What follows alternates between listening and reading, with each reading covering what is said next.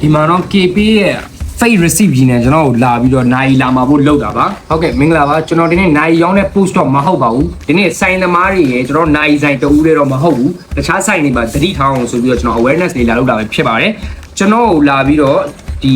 နိုင်တစ်လုံးလာမှာတယ်ပေါ့နော်ဒီ Rolex Submariner Hawk လေးယူမယ်ပေါ့နော်ဒီကောင်တော့ကျွန်တော်316 quality သူကတော့904 super 904 quality ယူမယ်လို့ပြောတယ်ပြောတော့ကျွန်တော်က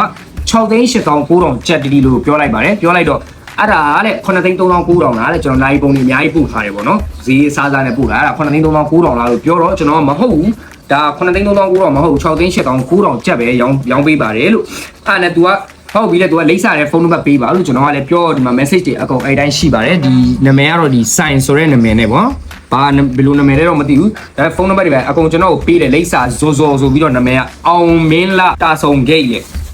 နော်အဲ့ကျွန်တော်ပြီးတော့ပဲခူးတိုင်းလို့ပြောတယ်ကျွန်တော်မနက်ဖြန်ကျရင် delivery လေးအပ်ပြီးမဲ့4-5ရက်အတွင်းပစ္စည်းရောက်မယ်လို့လည်းကျွန်တော်ပြောတယ်ပစ္စည်းရောက်ငွေချေရပါတယ်လို့ပြောတော့ तू ကကျွန်တော် KP နံပါတ်တောင်းတယ်ဟုတ်ပြီကျွန်တော်ကလည်း KP နံပါတ်ပေးပြီးတော့ तू ကျွန်တော်93900လွဲတာလဲဆိုတဲ့ receipt လေးဒီလိုမျိုးပုံစံလေးလာပြတယ်ပေါ့နော်အဲ့ဒါနဲ့ပြတော့ကျွန်တော်ဖြစ်ချင်တော့ကျွန်တော်ကိုယ်တိုင် reply ပြန်နေတာဖြစ်တယ်ပေါ့နော်ကျွန်တော်ညီလည်းမပြန်ဘူးကျွန်တော် showroom ကကောင်လေးလည်းပြန်နေတာမဟုတ်ဘူးကျွန်တော်ကိုယ်တိုင်ပြန်နေတဲ့အချိန်ဖြစ်နေတယ်ညဘက်ကြီးကျွန်တော်ဖုန်းသုံးရင်းနဲ့ပြန်လိုက်တဲ့ message လေးပဲဖြစ်ပါတယ်ပေါ့နော်အဲ့ဒါကျွန်တော်လာပို့တော့ကျွန်တော်ကလည်းဒီဘက်မှာ KB သုံးတဲ့ဖုန်းမှာကျွန်တော် KB တက်ကြည့်တော့ KB ကလည်းမဝင်ဘူးအဲ့ဒါနဲ့ကျွန်တော်သူ့ကိုပြောတယ်